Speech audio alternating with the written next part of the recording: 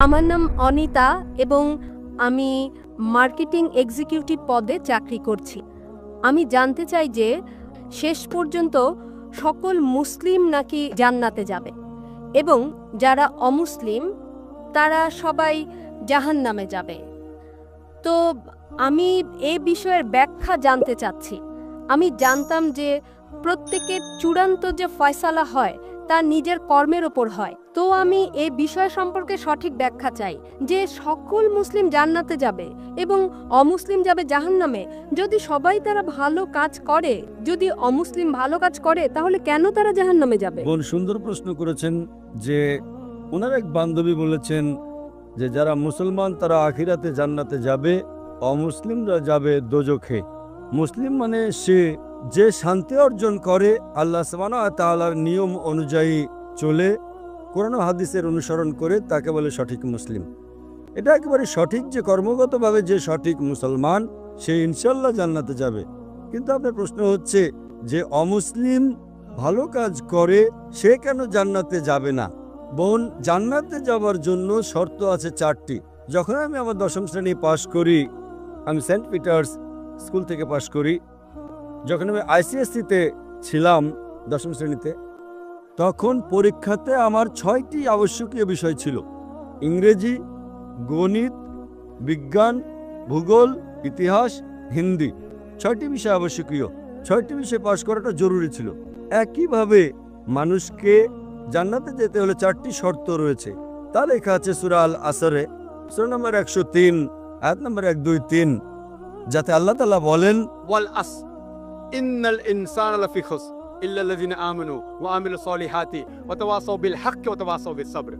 আল্লাহ সুবহানাহু ওয়া তাআলা শপথ করছেন সময়ের, আসরের। নিশ্চয়ই মানুষ ক্ষতিগ্রস্ত, শুধু তারা যারা 4টি বিষয়ে সাফল্য লাভ করে তারা ক্ষতিগ্রস্ত নয়। আর সে 4টি বিষয়: ঈমান, নেক আমল, মানুষকে সত্যের উপদেশ দেওয়া ও ধৈর্যের উপদেশ দেওয়া।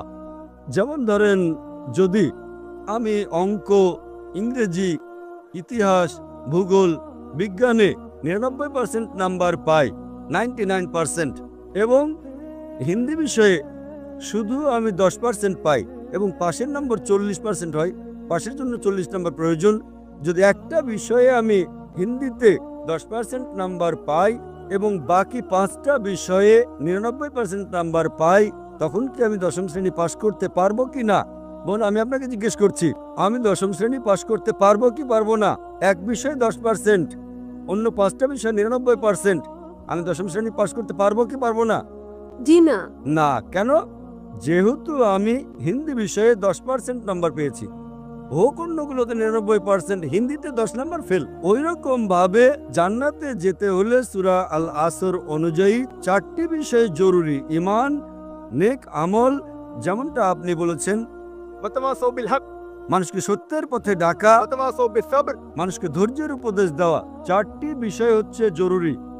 এই 4টি বিষয়ের মধ্যে যদি একটিও বাদ চলে যায়, বিদ্যমান না থাকে, যদি আপনি একটি বিষয় ফেল করে থাকেন, আপনি জান্নাতে যেতে পারবেন না।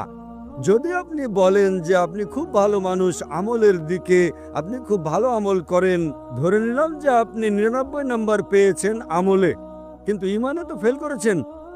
আপনি এটা মানেন না যে আল্লাহ এক এবং মুহাম্মদ সাল্লাল্লাহু আলাইহি ওয়াসাল্লাম শেষ পয়গম্বর, যা সকল ধর্মগ্রন্থের মধ্যে লেখা আছে। তো আপনি ঈমানে ফেল। আপনি যতই নেক কাজ করেন, 99% নাম্বার পান, 100 নাম্বার পান বাকি 3টা অংশে, কিন্তু ঈমানে ফেল হলে তো আপনি জান্নাতে যেতে পারবেন না। এই একইভাবে যদি কোনো মানুষ হয় নামে মুসলমান, ভালো কাজ করে না, নেক আমল করে না, ওয়া তাওয়াসাউ বিল হক আহ্বান করছে না লোকদের, সত্যের পথে ডাকছে না, কিংবা মানুষকে ধৈর্যের উপদেশ দিচ্ছে না, শুধু নামে মুসলমান, মোহাম্মদ, সুলতান, জাকির, আব্দুল্লাহ, তো সে জান্নাতে যাবে না।